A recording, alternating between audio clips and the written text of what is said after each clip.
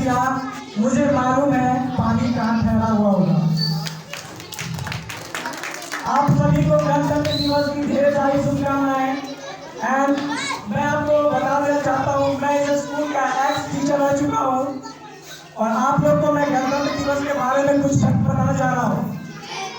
गणतंत्र दिवस यूं तो 1950 में हो चुका, 1949 में हो चुका था, 26 नवंबर के दिन।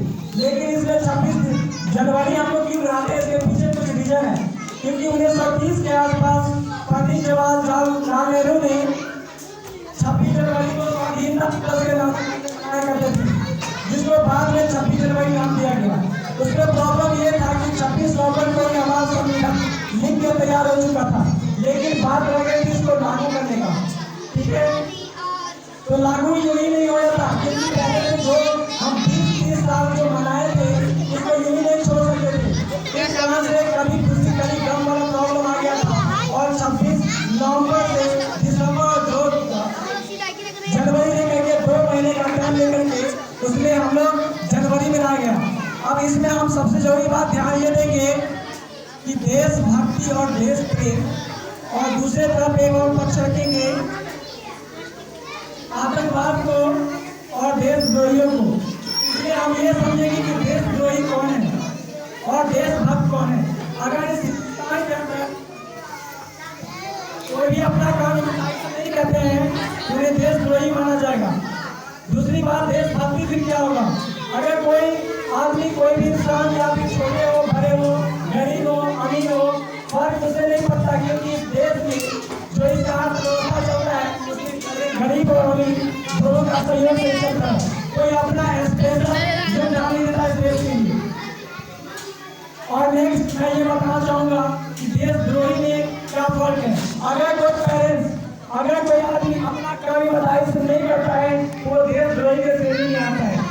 जैसे कि मान लीजिए किसी टीचर का काम है मेहनत से पढ़ाना, किसी डॉक्टर का काम है मेहनत से इलाज करना, किसी लॉयर का काम है अच्छे से उस केस को हैंडल करना।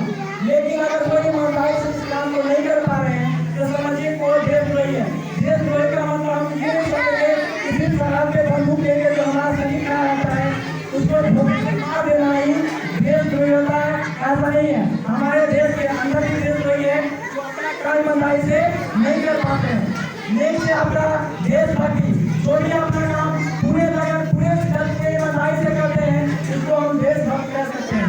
कहने का मतलब कि 26 जनवरी हो या 15 अगस्त उस दिन सिर्फ अपना स्टेटस फेसबुक इंस्टाग्राम पे तिरंगे को पोस्ट कर देने वो देशभक्ति नहीं है, क्योंकि इतना छोटा काम तो कोई भी कर सकता है। सिर्फ ये अवनी का घातक करने का काम है। लेकिन देशभक्ति तब तक आती है जब आप किसी निसहाय को न दीजिए, किसी बेघर को न दीजिए, किसी अनपढ़ को पढ़ाइए, वो हमारा देशभक्ति यहाँ पे करके आता है। अब हम यहाँ ध्यान देंगे, अगर कोई पेरेंट्स अपने बच्चे को सही शिक्षा भी नहीं दे पाता है, सही से पढ़ा भी नहीं पाता है, एक पल के लिए हम ये भी सोचेंगे कि कोई तरीके का वो भी देशद्रोही है, क्योंकि वो भी बच्चे का कहीं न कहीं हक मार रहा है। इस तरीके से मैं ये यहाँ पे कहना चाहता हूँ सभी अपने अपने काम ईमानदारी से करें, चाहे वो लेबर ग्रेड का आदमी क्यों नहीं हो, चाहे वो जीवन देने वाला क्यों नहीं हो, टीचर, प्रोफेसर या फिर डॉक्टर, सभी के सभी अपना काम ईमानदारी से करें तो हमारा देश जिस जगह पे आज है वहाँ से बहुत अलग ऊंचाई पे पहुँच सकता है। लेकिन यहाँ पे हम लोग सभी के सभी दोष किसको देते हैं तो हमारे अपने नेता को।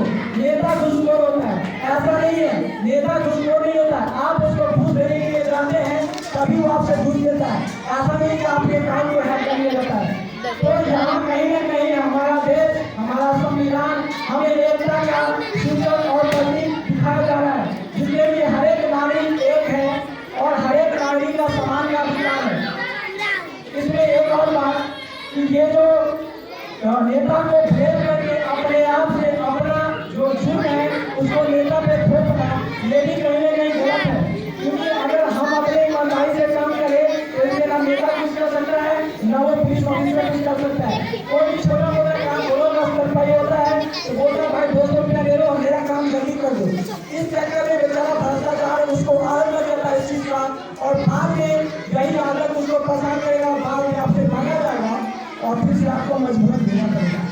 को हम लोग बोलते हैं कि नेता भ्रष्टाचारी हो गया, पुलिस ऑफिसर भ्रष्टाचारी हो गया, लेकिन यहाँ पे अगर जब में पहुंचे तो लगेगा कि कहीं ना कहीं जनता ही भ्रष्टाचारी है, क्योंकि जो जिसका साथ देता है, अगर कोई झूठ का साथ देता है तो वो भी झूठ के कटघरे में आ सकता है, कोई सच्चाई का साथ देता है वो भी सच्चाई समझ सकता है। ठीक है, तो इस हिसाब से हमने देशद्रोही और देशभक्त डिफरेंस पता किए, डिफरेंस जाने। तो आज के बाद हम लोग सिर्फ 26 जनवरी नहीं, सिर्फ 15 अगस्त नहीं, सब दिन अपने देश के लिए ईमानदारी से काम करें, चाहे वो किसान हो, चाहे वो जवान हो, चाहे अपने देश में रहने वाला कोई भी तबके के लोग हो, सबको ईमानदारी से काम करें, सब एक देशभक्ति की कैटेगरी में आएगा। धन्यवाद। मैं लास्ट में अपने जवान से, अपने सरहद सेना जो खड़े हैं, जो कि आज लगभग 10 दिन पहले हमारे जो इलाका का तापमान था 9 डिग्री सेल्सियस था, 9 डिग्री सेल्सियस में सारे अभी अपने आप को अभिनेत्री कहता है, जिसको हम लोग हीरोइन के नाम से जानते हैं, उनका कहना था कि भाई फौजी जो होता है, आर्मी जो होता है, वो भी कहीं ना कहीं अपना पेट के लिए काम करता है, अपना नौकरी करता है, वो अगर मर रहा है तो उसमें कौन सी बड़ी बात है। तो मैं आपको बता दूं कि अगर मैं आपको रुपया देकर बोलूँ कि आप लोग वहाँ पे जाकर खड़ा है, आपको वहाँ पे मान दिया जाएगा, तो क्या आप जाना चाहेंगे? बिल्कुल नहीं। लेकिन हमारे देश का जवान ही ऐसा होता है जिसको पता होता है अगर हम सरहद पे गए तो होगा दुश्मन की कोई हमारे सीना को चंगी कर दे, उसको ये बात पहले पता होता है, हिम्मत करके हमारे देश को जाके रक्षा करता है बोलेंगे। उस शहीद के लिए, उस जवान के लिए मैं एक साथ बोलना चाहूँगा कि जिस दिन तू शहीद हुआ, जिस दिन तू शहीद हुआ, ना जाने किस तरह तेरी माँ सोई होगी, जिस दिन तू शहीद हुआ, ना जाने किस तरह तेरी माँ सोई होगी। मैं तो बस इतना जानता हूँ कि वो गोली भी तेरे सीने में लगने से पहले 1000 बार रोई होगी। धन्यवाद। मैं आपके वालों को यहीं पे विराम देता हूँ और आज के काफी क्लास हो जाएगा प्लीज।